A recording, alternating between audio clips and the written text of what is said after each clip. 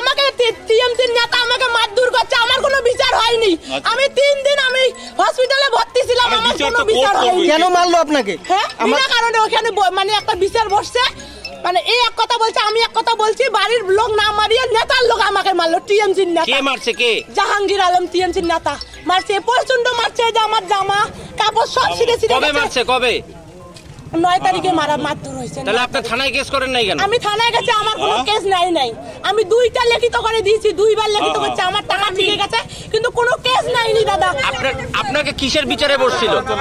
আমার একটা পারিবারিক বিচারে বসছে, তো ওইখানে আমার ভাই বোন আসছে, সবাই আছে, কিন্তু ও আমার ভাই বোন এক কথা বলছে, আমি এক কথা বলছি। টিএমসির নেতা আমার কথা অমান্য করে আমাকে মারধর করছে, আমাকে বিনা কারণে মারধর করছে। আপনি কি থানায় লিখিত অভিযোগ করেছেন? হ্যাঁ, আমি লিখিত অভিযোগ করেছি, কিন্তু আমার কেস কেউ নেয়নি। আপনার বাড়িতে কে কে আছে? আমার বাড়িতে আমার স্বামী আছে, আমার বাচ্চা আছে, আমার শাশুড়ি শাশুড়ি আছে, আর কেউ নেই। আপনি কিসের জন্য রোড ব্লক করলেন? এই যে আমাকে টিএমসির নেতা মারধর করলো। আপনার দাবি কি? আমার দাবি, আমাকে মারধর করছে, কোনো আমার বিচার হইলো না, আমি সুবিচার চাই। এখানে কি দাবি করছেন? এখানে আমি প্রধানের এখানে আসছি, প্রধানকে বললাম যে এইরকম প্রতিদিন আমাকে টাইম দেয় যে আজই বিচার হবে, কালি বিচার হবে, কিন্তু বিচার হয় না। তারপর আমি প্রধানের এখানে আসলাম, আইসা প্রধানকে বললাম যে আমার বিচার কি করবেন। তারপরে বলে হবে, তুমি বাড়িতে যাও, হবে, কিন্তু আমাকে ডেট দেয় না যে কবে হবে। তার জন্য আমি বলছি দিদি আমার কোনো বিচার হবে না। আমি তুফানগঞ্জের নাটাবাড়িতে মহিলার চুলের মুঠি ধরে টেনে হিঁচড়ে পুলিশ ভ্যানে তোলার ঘটনায় কর্তব্যরত ওই এএসআই পুলিশ অফিসারকে ক্লোজ করল বিভাগ। পাশাপাশি ওই পুলিশ আধিকারিকের বিরুদ্ধে তদন্তের নির্দেশ দিয়েছে বিভাগ। উল্লেখ্য, এক মহিলাকে মারধরের অভিযোগ ওঠে এক তৃণমূল নেতার বিরুদ্ধে। তুফানগঞ্জ 1 নম্বর ব্লকের নাটাবাড়ি 2 নং গ্রামাঞ্চলের রাস্তায় শুয়ে দীর্ঘ সময় বিচারের দাবি নিয়ে প্রতিবাদ করে এক মহিলার দাবি, তাকে এক সালিশি সভায় তাকে মারধর করে এলাকার তৃণমূল নেতা জাহাঙ্গীর আলী। ওই অবস্থায় 3 দিন থেকে বাড়িতে আমার কোনো খোঁজ নেয়নি, কেউ খোঁজ নেয়নি, অথচ পঞ্চায়েতের সামনে আমাকে মারধর করা হয়েছে, কোনো খোঁজ করা হয়নি। আমি এখানে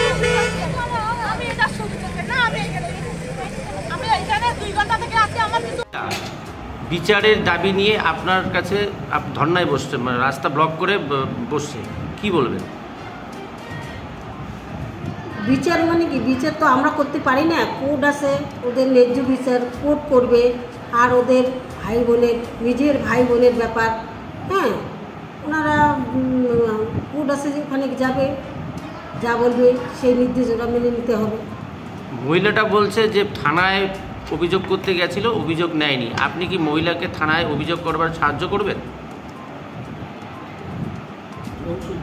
অবশ্যই করব। আপনার দলীয় কর্মীর বিরুদ্ধে মহিলাকে মারধরের অভিযোগ উঠেছে 9 তারিখ। জাহাঙ্গীর আলম বলে একজন নামে, আপনার দলীয় কর্মী, কি বলবেন? ও দলীয় কর্মী না, ও সাধারণ একজন ভোটার।